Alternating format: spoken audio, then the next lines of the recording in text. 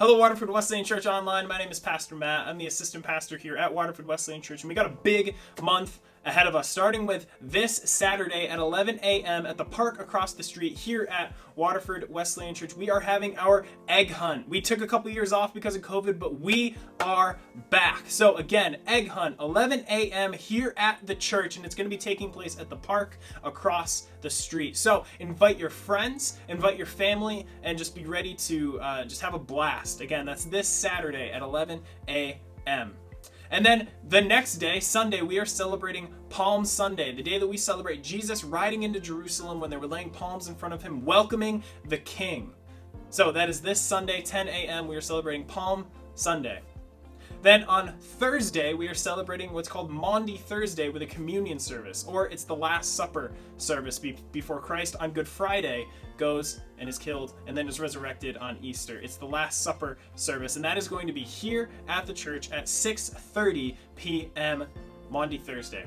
And then the next day, Good Friday, we're having a Tenebrae service. So what that will mean is that we are going to be doing a shadow puppet theater of the capture and death of Jesus Christ. So with that, I just want to also offer a warning for parents that this is probably not appropriate for young kids. It's dark, it smells, and it's a little scary because we're depicting the death of Jesus. So again, that is Tenebrae service, Good Friday, here at the church, 7 p.m. And then on Sunday, we are going to be having our Easter service where we celebrate the resurrection of Christ. Our Resurrection Sunday service is going to be here at the church, Easter Day, 10 a.m., and it is going to be a blast as we celebrate the resurrection of Jesus Christ and the hope that we have in him. So, with all of that out of the way, here is Pastor Paul.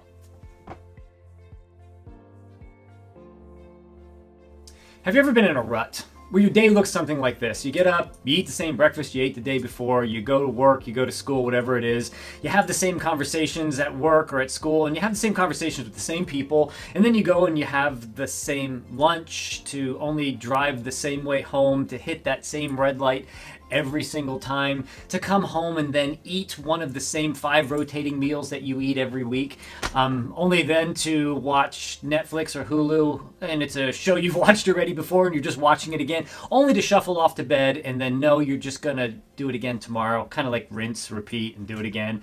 And you go, if you've been there, or maybe you're there right now, that, my friends, is a rut.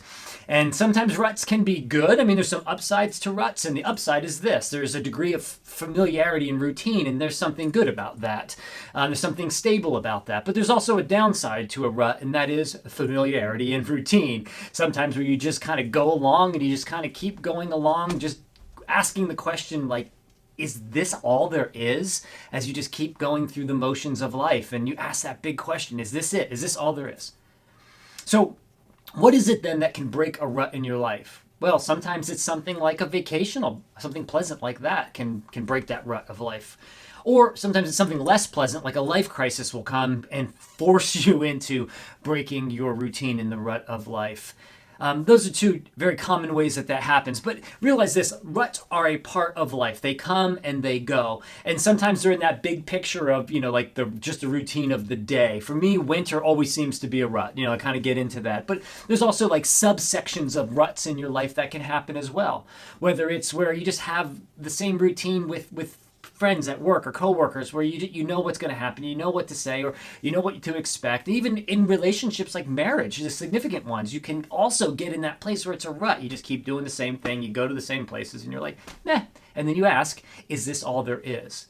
It's just kind of a common part of life. Matter of fact, it even happens in your walk with Christ, where you can do all the right things. You can read the Bible, you can go to church, you can pray, you can even join a small group, all of those things, and they're very, very good. But what can happen is that familiarity, you can end up in a rut, and that is one of the dangers when you follow Christ. You see, there very well may come a point where that happens to you. And what happens in that rut then is the power of God can be replaced by what's routine and then what you expect. And you find yourself, again, doing all those good things, and I'm not telling you not to do them, they're valuable. But what happens is you just go, it's not good, it's not bad, it just is. And the rut or the routine can steal your expectation of what God wants to do in your life and something bigger than you have planned because you're relying on only the routine and the expectation. Let me show you what I mean in an encounter that Jesus has with a couple different people. And in that it's very revealing, at least to me, how a rut is broken and how you can follow along with Jesus and miss the whole point. Let's just get right to it. This is in Mark chapter 5, beginning at verse 21. The scripture says this. When Jesus had again crossed over by boat to the other side of the lake, a large crowd gathered around him while he was still by the lake. Then one of the synagogue leaders named Jairus came, and when he saw Jesus, he fell at his feet.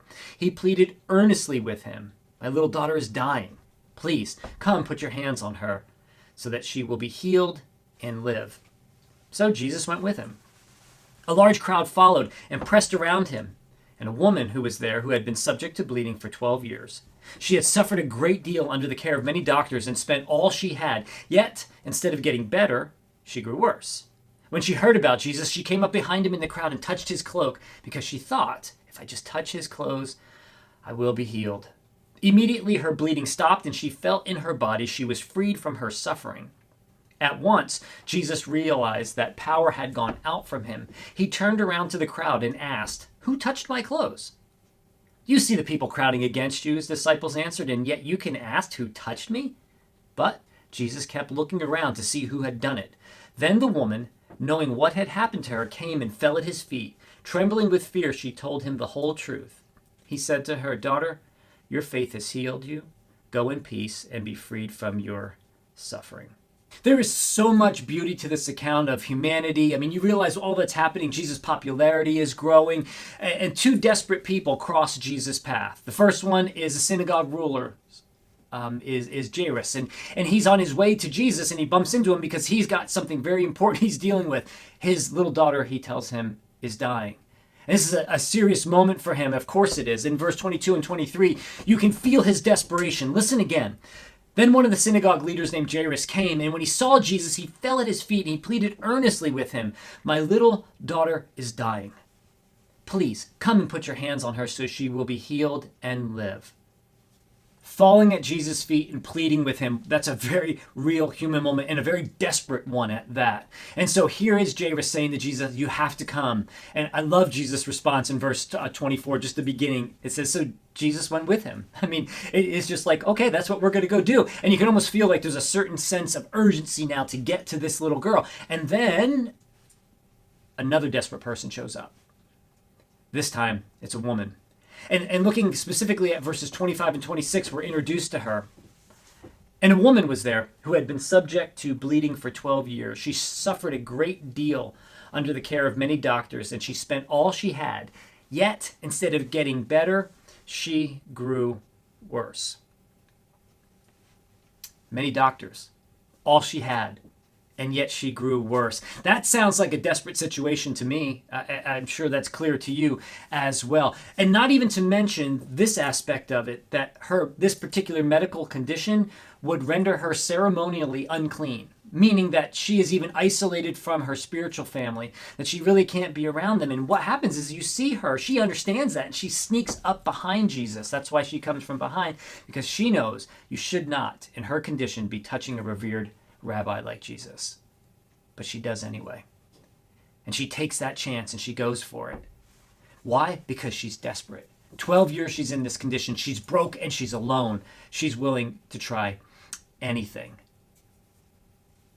So here they are on the way to the synagogue ruler's home, and she makes her move in verses 27 and 28. They say this: when she heard about Jesus, she came up behind him in the crowd and touched his cloak because she thought, if I just touch his clothes, I will be healed. And it happens. In her unclean state, she does the unthinkable. She touches the revered rabbi. And then something amazing happens. Look at verse 29.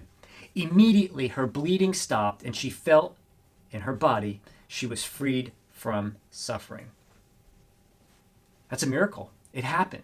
That's an amazing thing that happened. But something happened next that I'm sure she expected that healing, but what happened next she didn't see coming. If you look at verse 30, it says, at once Jesus realized power had gone out from him. He turned around in the crowd and asked, "Who touched me?" At this moment, I can imagine she was hoping there was a trap door. Have you ever been in those situations where everything goes wrong? All you want to do is hide, and you wish there was a button you could press and just poof, you disappear? That's where she's at right now. Here is the revered rabbi looking for her, wants to know who touched him. She just wants to disappear and hide. And the disciples then come ushering in, and their response to Jesus, well, it could be one thing. Maybe they think it's just a dumb question he asked, who touched me? Or maybe they're just so pressured to get to this young girl that they're just hurrying along. And they say this in verse 31. You see the people crowding against you, his disciples answered, and yet you can ask, who touched me? Now, Jesus is adamant about finding this woman. Disciples thought it was unnecessary, but he wanted to pull her out of the crowd, not to humiliate her. He wanted to pull her out of the crowd to show her something bigger. Now, this is where we break from Jairus, and this is where we break from the woman who was just healed. And something else comes to the surface here that we need to deal with. We have these two people that are blessed. And if we fast forward, we understand that this little girl does get healed. She does actually die, and Jesus gives her life back. We know that this woman is healed. But there's something else that's happening, and there's a question that I'm wrestling with. And it begins by this. Let me kind of set the stage for you. If all of those people in the crowd were pressing up against Jesus, that's what verse 31 tells us. And also verse 24, the second half of that tells us the crowd pressed against him and they were all around him. It's clear to me that in this moment, that woman is not the only person that touched Jesus. There's two verses that indicate they're against him, they're pressing him, they're crowding around him. There's definitely other people bumping up against him. And so this question has to be asked. How is it that only one time Jesus says, power went out from me? All of these other people that are rubbing up against him, bumping into him, nothing's happening. I find that fascinating. And it begs another question. Am I supposed to believe that everybody in that crowd was in perfect emotional, physical, and spiritual condition? Am I supposed to believe there was nobody in that crowd that rubbed up against Jesus that day that had stomach issues, that had cancer, that had high blood pressure, that had anxiety, that had depression, that you had whatever, you name it, nearsightedness, farsightedness, whatever, maybe couldn't hear. You want me to believe that entire crowd, everybody was perfect? I don't think so. And yet none of them received that power. Jesus didn't have that encounter where he said, hey, power just went out from me, but there's all these other people pressing up against him. I mean, think about that. Here you are, you're in close proximity with Jesus. You can hear his voice. You can see the sweat on his brow. You can hear him as he's walking along and you're bumping up against him. And all of those things are happening. You see his facial expressions and everything else, and yet miss his power in your life. What a shame. Now, before I sit back and judge that crowd and go, wow, what a bunch of fools, I need to do something, and that's look at myself. Because if I'm honest, there have been plenty of times that I'm just going through the motions. I'm in a rut following Jesus. I'm just doing the routine. I'm going through the motions. I'm following along with Jesus, but I'm not necessarily following him thoroughly with all that I am. I would be present, and that's about it. Not expecting anything amazing to happen. Not expecting God to show up in a big way at all. That does happen to me, and I bet it happens to you too. I mean, I do the right thing, read the Bible, go to church, pray, join a small group, all of those things, give, all those things that are important, but be near Jesus, pressing up against him, but yet not see his power in my life. And the reason is because I simply did not have the expectation or the faith to look for it. I didn't have the faith, or I don't have the expectation of the supernatural power of God in my life showing up. I just don't look for it. Maybe because of a rut, maybe because of something else. His power. It was available then, people missed it, and it's available today. And I've missed it. And my guess is you have too. His power to heal, yes. His power to redeem, his power to restore, his power to forgive. It's still all available to you and to me today. You see, if we fast forward, we know that woman's healed. We know that Jairus' daughter is raised from the dead. And my question is this: what made them so different from the crowd? From those that pressed up against Jesus? From those that followed along with him? What made these two situations so different? Why did others not Jesus feel his power go out from him as they rubbed up against him? And my answer is expectation rooted in faith. This is what Jesus says in Matthew chapter 18, verse 3. Truly I tell you, unless you change and become like little children, you will never enter the kingdom of heaven. You see, that's a simple childlike faith. Let's go back to Jairus. If you look at verse 23, he says to Jesus, if you put your hands on her, she will live. That sounds like simple childlike faith to me. Or the bleeding woman in verse 28, if I just touch his clothes, I will be healed. I'm convinced that that simple act of faith, the act of not just following along, but following Jesus, the act of believing that releases God's power in your life and trusting him and releasing his power in your life the way that he decides it to be, not the way that you have preconceived for him. That's an important thing to note. So let me ask you this. Are you in a rut? Are you present but powerless? Are you following along but not really following? And if that's you, then here is my challenge. Today is the day for all of that to change. Today is the day to return to that childlike faith. Maybe going back to being reminded of what it was like the first day you gave your life to Christ, that first week, those first months, where you did believe anything was possible, because anything is possible because we serve a supernatural God. Don't be like the crowd where you can press up against Jesus, you can follow along with him and miss the most important part, his supernatural power in your life. To restore broken relationships, to bring you physical healing. Yes, that's a possibility, certainly. To bring you financial restoration, whatever it may be. There's so many things in us that are broken. He wants to restore that. He wants to bring you wholeness and healing. To see him again through childlike eyes, but let those be your eyes today. Don't be like the crowd. Be like the woman. I will be healed, or he will heal my daughter. Whatever it may be, it's about simple childlike faith of trusting Christ in what he can, will do for you and for me.